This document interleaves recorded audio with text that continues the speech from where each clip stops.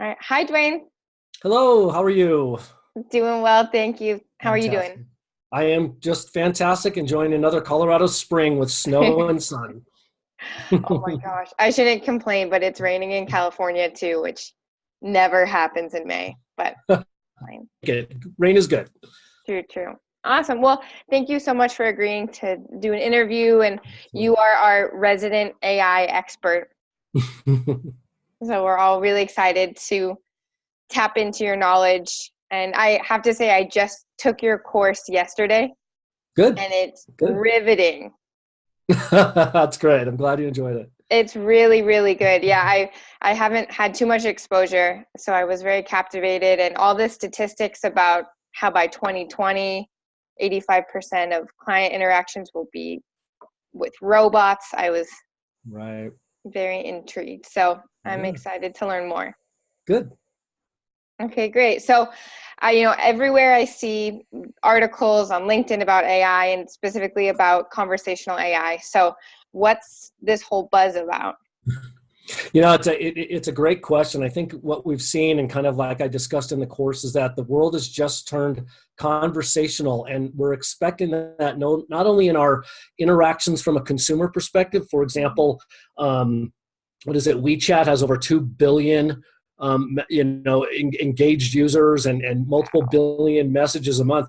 Folks are just used to now engaging in dialogue from a conversational perspective. And what that has Mm-hmm. done is now translated to enterprise systems and consumer expectations of working with an organization. So rather than having to dial up into a call center or go to a website and hunt and peck for information on a search box, I Yeah. just want to tell you what I'm trying to accomplish here. I think myself and you probably included now almost expect that to be a primary interface Mm-hmm. to that. So what's happened is that this has just really collapsed into the enterprise space, and any organization that's not really considering this as a forefront of an interface to their consumer base, Yeah. they're gonna fall behind. Oh, behind. So I think that's one driver. Mm-hmm. But chatbots and bots in general, they're also very efficient, right? They're 24/7 available. They can be in any language. They Yeah. have a conversational style and not just a transactional style. And as a result of that, the consumer experience actually goes up. They actually enjoy interfacing more.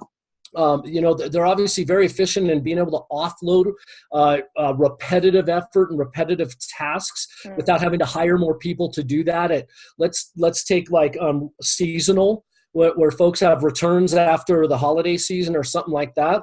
And Oh, we yeah. need to be able to handle those kind of use cases. They're just very, very efficient for that. And this actually can not only drive down cost, but it can increase revenue because you get the customer more satisfied working with you. So it just yields a lot of benefits, right? And meets expectations as well. Ah, so interesting. And I was laughing when I was watching your course about how at this point, all millennials basically assume that companies will have chat. And I'm guilty of that as well. And Thomas, our Right? CEO, and I always talk about it. He's like, "You're a resident millennial. Like, you don't want to call anyone, do you?" I'm like, "No, I don't. It's so much easier. It's so fast. It's so efficient. So Mhm. it makes sense." Absolutely. And Yeah. so when do you think by 2020 that chatbots will be even more prevalent than they are? I know that was sort of the date in your course, that we expected to see Right. those changes. And interestingly enough, that stat actually came from Gartner, and they kind of Mm. predicted that from an enterprise perspective. I think, and we see these kind of trends, and sometimes they move a lot faster than even they predict. I expect it to be even faster, and they're crossing the chasm of not only kind of the client company interaction, but the employee type of expectation as well. And for example, the demand for a conversational experience to a business application by an employee is growing quickly. And the ability, instead of going into a traditional user interface or doing the same kind of tasks and just presenting what were my sales for last quarter and where were the gaps or something, where are the problems, having that kind of a conversation you're seeing come in anywhere from the core SAP system itself. We've heard of this Yeah. tool called Copilot, which has been kind of that digital Mm. assistant approach, but also analytics, and being able to just watching some of our upcoming capabilities in our applications, as you start typing, it's beginning to answer for you what it thinks you're trying to do, and using machine learning and other extended capabilities to say, okay, we realize that other folks are asking these questions and you seem to be going that way. So let me not only try to preemptively ask that or answer that question, but maybe I can give you an extended set of resources that you can use to that also tend to get involved. So you're seeing this kind of confluence of intelligent technologies, and the chatbot itself becomes the way that we kind of conversationally interact with these systems. And it's just it's mind-boggling, and it's very cool the way things are moving that way, right? Yeah, very interesting. I didn't realize that part about sort of predictive. Wow, very interesting. Mm-hmm. Okay. So what do you foresee coming next? What will be the next big thing?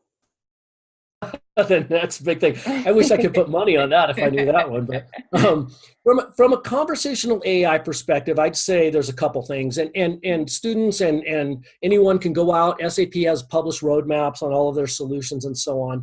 But I think what you're going to see is a lot of enhancement on a couple of areas. One is the what they call the bot building platform. So when organizations want to go create these bots, right now, I think there's some great capability stacks out there, but what they want to do is make it easier for the system for folks to define what they're trying to do with their chatbot. So for example, there are terms like you've seen in the course called entities and expressions and skills, and we need to define those.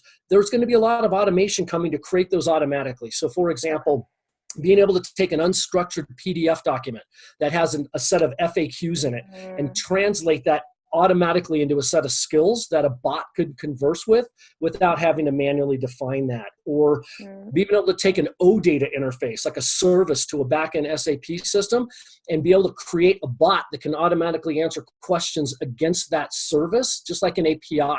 Think of exposing APIs as chatbots, right?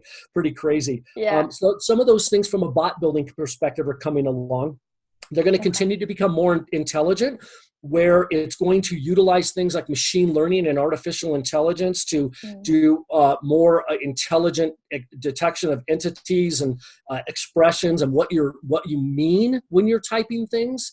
I think that's very powerful, because when you're think of a customer service scenario, and I'm on a website, I might be asking kind of an unstructured question, and I'm not really quite sure where my conversation is going to go. When you're in an enterprise app, you're very structured. Show me sales for 2017 or something like that. And we need machine learning to help augment kind of the balance between these unstructured and structured queries and what users are intending, things of that nature. So there's going to be a lot of that coming along.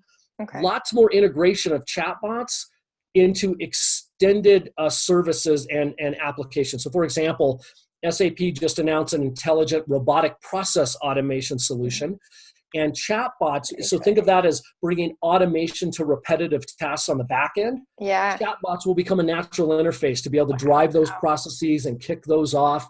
And as a preview, we're going to be hopefully doing a course here in the near future on that RPA solution for micromanagement. So that's going to be a lot of fun. And then you're just going to continue to see the enterprise grade aspects, where we're going to have tightened security, tightened management and administration capabilities, all that stuff you would expect from an enterprise grade application. Single sign-on. How do I make sure that the chatbot is speaking with somebody that can hear the information I'm talking about? Those kind of things are going to be invested in quite heavily as well. Okay. Yeah. All makes sense. Very good point. It's kind of unsettling. I mean, it's very exciting, but in a way it's a bit unsettling. And I know that you've mentioned that as well, that it's unsettling, especially for jobs for certain people. So how do you think this will impact jobs, and how can we help students and workers also adapt to those changes that are inevitable? Yeah, that's a great question. I think it's interesting because automation has been around for decades, right? We have been trying to automate low-value, repetitive tasks across all aspects of our lives, right? And it's funny, if you go look at do a YouTube search on automation fails, you'll get some just hilarious videos about this topic. But to the question at hand, I think a lot of people, when they think about automation, whether it's via a chatbot or some kind of a process automation, the first thing that comes to mind is, oh no, they're trying to cut costs and cut out humans out of the loop, and thus my job is at risk, right? Yeah. I think that's an initial point of concern that many folks have. It was funny, as my son grew up, I always said, try to pick a career that can't be automated. In other words, try to pick a role that you're selling the automation, not necessarily that you're getting your job automated, right? And I think what this means is automation provides the opportunity, if you're willing to go this route, to focus yourself on a higher value set of tasks for a customer. So, when you think about the customer service example, I would tell someone in customer service that, well, your role is probably a lot of repetitive responses to common queries. Yeah. What if you were to step out and become the chatbot expert at your organization and help them understand in an area that you're an expert in, how the cadence goes with a customer on a call and how we might want to conversationally architect a chatbot? You've got a great insight into that. So why don't you turn some efforts to those kinds of higher value activities and say, by the way, I would love to have more opportunity to cross-sell accessories or something when someone has particular problems, and we're not able to do that now. What if we did that in the chatbot? So I would encourage everybody to give an honest assessment to your role and where automation can affect you. Be realistic with it. It's going to happen to some way, shape, or form in everything that we do. Yeah. Find out how you can get on the front of that and become the expert and provide improved value for your customers and your business partners instead of worrying about how automation might cut you out. That would be one of my biggest recommendations for folks. And it starts with getting familiar with the technology. What is it doing and how is it going to impact you, right? And that's where courses like we created on micromanagement are great starting points for that kind of research. So true. I love that. It's such a good sort of glass half full way to look at it as well, because it's not necessarily taking away jobs, just shifting in a certain light. So. Yeah. Let's focus on higher value tasks and things we can do for our customers rather than repetitive, menial things that frustrate all of us. Yeah. Right? Very cool. Okay. So if you were a student right now, blank slate, knew nothing about this, where would you get started? Well, I think that's one of the reasons we created the course on micromanagement is, hey, not only get a little familiar with the topic, but let's go create something and make it a little real. I think beyond that, the site that's mentioned, the SAP Conversational AI website that's in the course, has a number of other tutorials for those that are interested in getting more hands-on and doing additional advanced topics. There are lots of resources on the SAP YouTube channels, like the SAP and SAP Technology channels.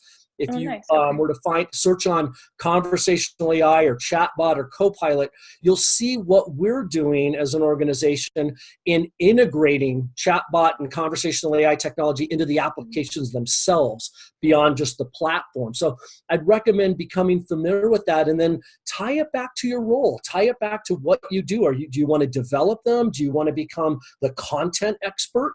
Right? We still need financial people that are experts in finance to talk the language and be able to work with chatbot developers to make it as real and comfortable as possible. So I think there's so many ways that we can get involved in these kind of next gen technologies to make them the best that they can be. So I would continue to explore those and just challenge yourself to step out of your role a little bit and say, how could this be better with this, right?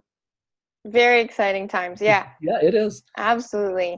So in terms of courses, do you have any more conversational AI courses planned, or I know it was quite comprehensive. Well, I tried to give a pretty good overview of the market and where things are going. Might have some in mind for the future, more advanced topics and where you want to maybe do better integration with systems and things of that nature. Balancing that with all of these other intelligent technologies such as robotic process automation and machine learning services. Got to kind of pick and choose where we go. But I think all of those are exciting and intertwining areas. And we'll see go. I think RPA, robotic process automation, might be one of the next ones. And again, that uses conversational AI in some aspects. So I think there'll be a good hook there. Ooh, I'm excited. And is that a course that you and John are planning to do together? We're actually planning 2 courses. So one is more of an overview about the robotic process automation market, and one more hands-on with the actual tools that SAP provides. Very cool. Yeah, I love the hands-on. I got registered on the website. I went through everything. I got the Slack email. So wow, that's great. did the whole process. Good to hear. Wonderful, Dwayne. Well, exceptionally intriguing, very interesting. And I'm looking forward to seeing more of your courses. And I think a lot of people will benefit from this. So thank you very much. Well, thank you. Thanks for taking the time. And I wish everyone the best. It's a fun area to be in. So thank you. Awesome. Thank you. Thank you. Have a good day. All right. You too. Thanks. Bye. Bye now.